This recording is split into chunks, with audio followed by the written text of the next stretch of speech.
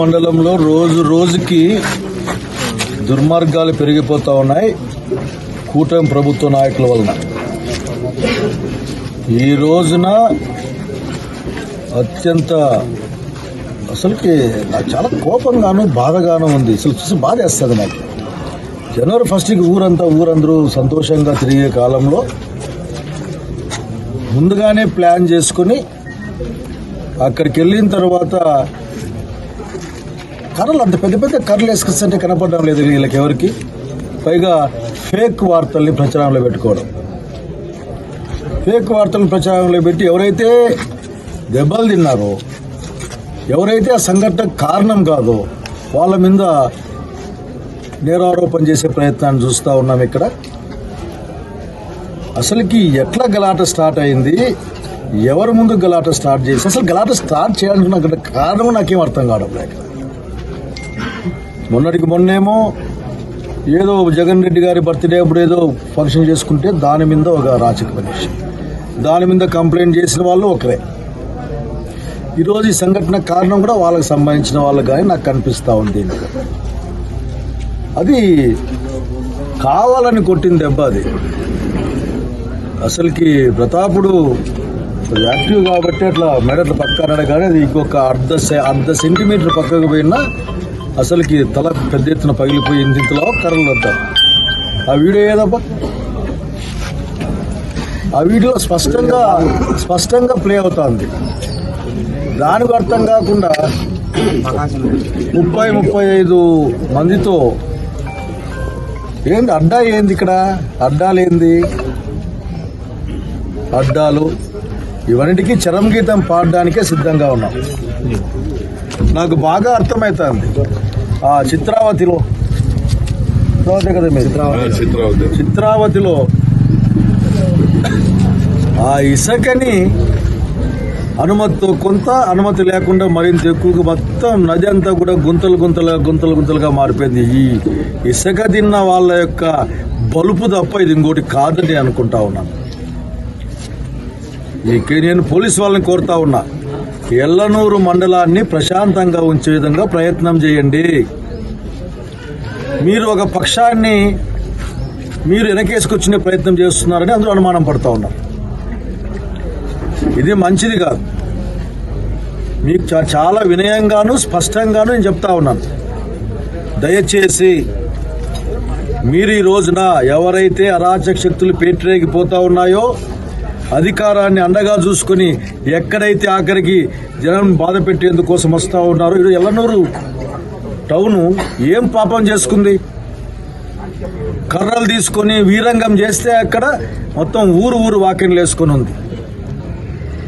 ప్రజల యొక్క నార్మల్ జీవితాలతో ఆడుకునే వాళ్ళని ఉపేక్షించే సమస్య లేదు. దాని చట్టపరంగా ఏ విధంగా ఉంటుందో కూడా మేము ప్రభుత్వం వారితో మాట్లాడతాను.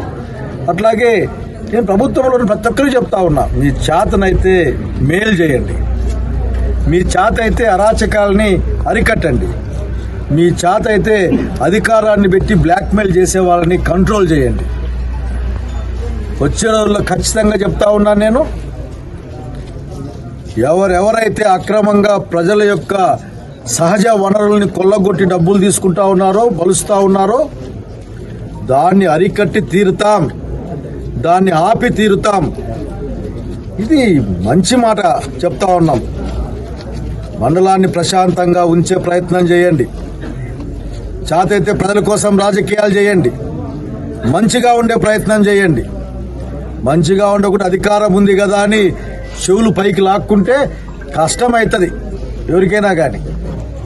కాబట్టి దయచేసి చాలా మంది పిల్లలు అంటే చూసిన ఫోటోలు, దాంట్లో వీడియోలు చూస్తూ ఉన్నా, చాలా మంది చిన్నపిల్లలు ఉన్నారు. దాంట్లో మంచి భవిష్యత్తు ఉంది మీకు. ఇట్లా వాళ్ళ యొక్క దుర్మార్గాల్లో మీరు ఇరుక్కోబాకండి. ఇరుక్కుంటే మీకేం లాభం ఉండదు. తీరకాడ ఇట్లా అడ్డం పెట్టి వాళ్ళు చేసిన పనులు నైట్ తీరకాడ అంటే మెయిన్ రోడ్ అడ్డా లేదు. నాకు అదే ఒకసారి మాట్లాడతాను పోలీసు వాళ్ళతో. అడ్డాలు ఇట్లా అడ్డా, మా అడ్డా, నా అడ్డా, మెయిన్ రోడ్ అది నైట్. అసలుకి ఈ వీడియోలో స్పష్టంగా కనిపిస్తుంది కదా ఎవరు కర్రలు పెట్టుకొని పరిగెత్తిచ్చి కొట్టేకొచ్చిన వాళ్ళు. ఇది ఎంతింతలా కర్రలు పోతున్నాయి ఇక్కడ.